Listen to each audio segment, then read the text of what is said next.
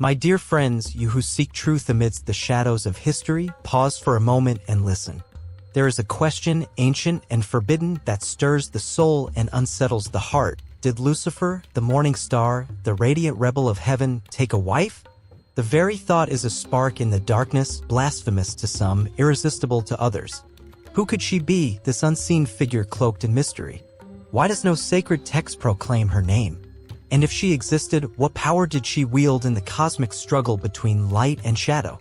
Today, I invite you to walk with me, not as judges, but as seekers, to explore this enigma with humility, wisdom, and an open heart. For in the silence of the scriptures, there are whispers that beg to be heard. Let us begin with the one we know, Lucifer, the light-bearer. In the book of Isaiah, we read, "How you are fallen from heaven, O Lucifer, son of the morning." Isaiah 14 verse 12. He was no ordinary angel, but a being of unparalleled splendor, clothed in light, his voice a symphony of divine harmony. Ezekiel tells us he walked among the fiery stones, perfect in beauty until iniquity was found in him. Ezekiel 28 verses 12 to 15. His story is one of pride, a heart lifted up by its own radiance, a desire to ascend above the stars of God. And so he fell cast down to the earth, his glory tarnished, his rebellion sealed. But what then? The sacred texts grow silent. They speak of his fall, but not of his life thereafter. Could it be that in his exile, he sought not only power but companionship? The absence of an answer is itself a call to wonder. The silence of the Bible on Lucifer's personal life is profound, yet it is not the end of the story. Beyond the canonical texts, there are ancient writings, some revered, some cast aside, that offer glimpses into the forbidden. The Book of Enoch, a text cherished by early Christians yet later excluded from the canon, speaks of the Watchers, angels who descended to earth. They saw the daughters of men, desired them, and took wives, teaching humanity forbidden arts, warfare, enchantments, and the secrets of the stars. Their children, the Nephilim, were giants, beings of chaos who brought ruin to the earth. Though Lucifer is not named in Enoch, many believe he was their leader, the first to defy the divine order.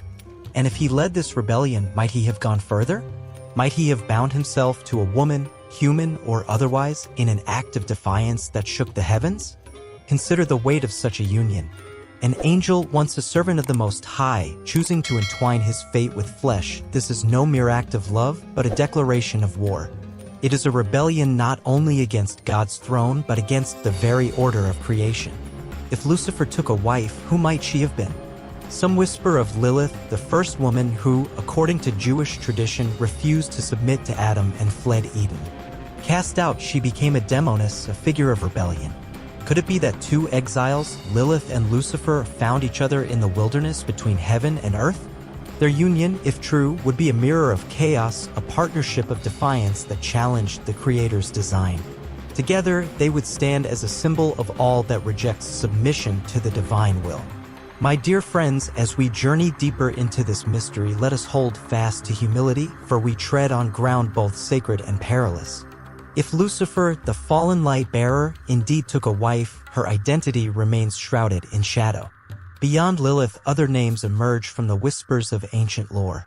One such figure is Naamah, a woman of Cain's line, mentioned briefly in Genesis. The sacred text calls her the sister of Tubal-Cain, a craftsman of metal, Genesis 4 verse 22. Yet in the hidden traditions of the Kabbalah and occult writings, Naamah is no mere mortal. She is a seductress, a woman of unearthly charm who, some say, lay with fallen angels to birth demonic offspring. Could she have been the one to capture the heart of Lucifer himself? Imagine a being of celestial fire drawn to a daughter of men. Her beauty a reflection of the world he sought to reshape. If Naamah was his bride, their union would weave heaven's rebellion into the bloodlines of humanity, a dangerous fusion of the divine and the earthly. Yet, let us consider another possibility, one that stirs the heart with both awe and unease. What if Lucifer's wife was not a demoness like Lilith, nor a figure like Naamah, but a human woman, a daughter of men who chose to walk with the fallen prince? Picture her, not coerced, not deceived, but willing. Like Eve, she heard the serpent's whisper, "You shall be as gods, Genesis 3 verse 5. But unlike Eve, she embraced it fully, stepping into the fire of rebellion with eyes wide open. Such a woman would be no mere consort but a queen, a co-conspirator in Lucifer's war against the divine order. Her choice would echo through the ages, a second Eve, not of innocence, but of ambition. Her name may be lost to history, but her legacy, if she existed, would be a shadow cast over empires, a voice whispering defiance in the hearts of men. In her, we see not only Lucifer's rebellion but our own temptation to seize what is forbidden. Now, let us pause and reflect on a deeper question. What if Lucifer's bride is not a person at all, but a symbol? The scriptures often speak in metaphors, cloaking truth in mystery. Perhaps this wife represents the allure of temptation itself, the desire to ascend, to redefine truth, to become our own gods. In this view, Eve herself becomes the archetype, not as a literal bride, but as the first to hear Lucifer's ideology and act upon it. "You shall not surely die," he promised. And in that moment, humanity tasted the fruit of rebellion. Genesis 3 verse 4. This symbolic bride is not bound to one name or form. She is the pride that stirs in every heart, the whisper that says, "You are enough without God." If this is true, then Lucifer's wife is not a figure of the past but a presence in our present, challenging us to choose between submission to the divine and the seductive call of self-exaltation. My beloved friends, as we stand at the edge of this mystery, let us ask, if Lucifer's bride existed, whether as Lilith, Nama, a mortal woman, or a symbol of temptation, what was her role in the unfolding drama of heaven and earth? The Book of Enoch speaks of the Watcher's unions with humanity, producing the Nephilim, giants whose corruption brought divine judgment in the Great Flood. Genesis 6 verse 4.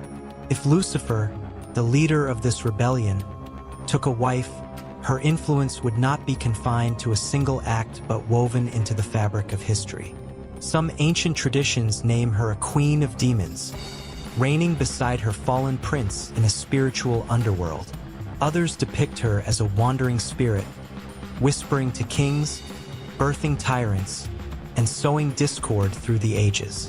Her children, if they existed, may have walked among us, not only as monsters of flesh but as ideologies of pride, ambition, and defiance.